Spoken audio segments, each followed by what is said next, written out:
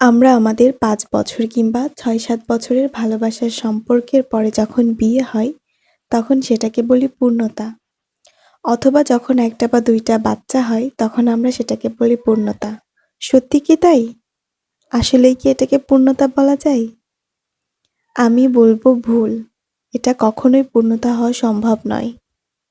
এখন হয়তো অনেকে আমাকে বলতে পারো যে তাহলে আসলে পূর্ণতাটা কী? অথবা পূর্ণতাটার আসল সংজ্ঞাটা কী?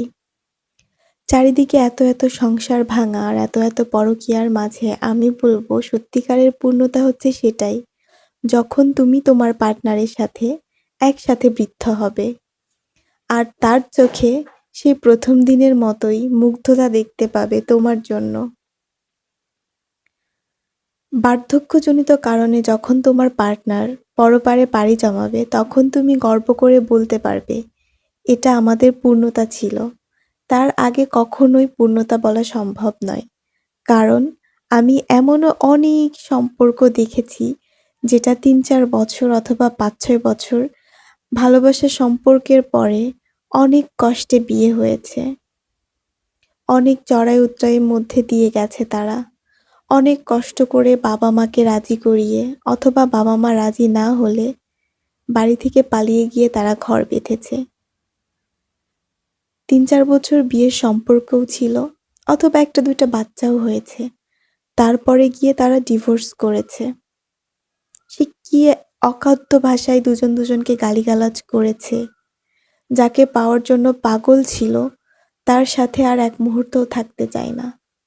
আমি এমনও অনেক শুনেছি যে বলছে আমি তোমার সাথে আর থাকতে চাই না। কিন্তু তাদেরকে আমরা হ্যাপিলি ম্যারিড কাপল হিসাবে জানতাম। তাদেরকে আমরা উদাহরণ হিসাবে দেখতাম। তাহলে আর পূর্ণতা হলো কোথায়? এটা কি পূর্ণতা? কখনোই না। যারা একসাথে থাকার জন্য কত না যুদ্ধ জয় করেছে, আজকে তারাই আর একসাথে থাকতে চায় না, না থাকার জন্য আবার যুদ্ধ শুরু করেছে। এমনকি আমি এমন আরও অনেক কাপল দেখেছি যাদের বৃদ্ধ বয়সে ডিভোর্স হয়েছে আর তারা অন্য জায়গায় সংসার বেঁধেছে। তাহলে আর পূর্ণতা হলো কোথায়? এখানে ছেলে মেয়ে দুজনেরই দোষ থাকে, কিন্তু ছেলেদের পরকীয়ার জন্যই বেশি সংসারগুলো ভাঙে। আমার কাছে মনে হয় পূর্ণতা মানে আমি যাকে ভালোবাসবো তার সাথেই সংসার পাতবো আর তার হাতে হাত রেখেই বৃদ্ধ হব। আমাদের রূপকথার মতো একটা সংসার হবে।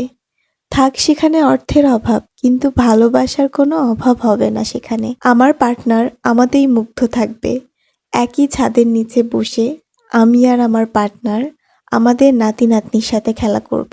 আর তারপর বার্ধক্যজনিত কারণে দুজনেই পাড়ি জমাবো পরকালে। আর এটাই তো আসল পূর্ণতা।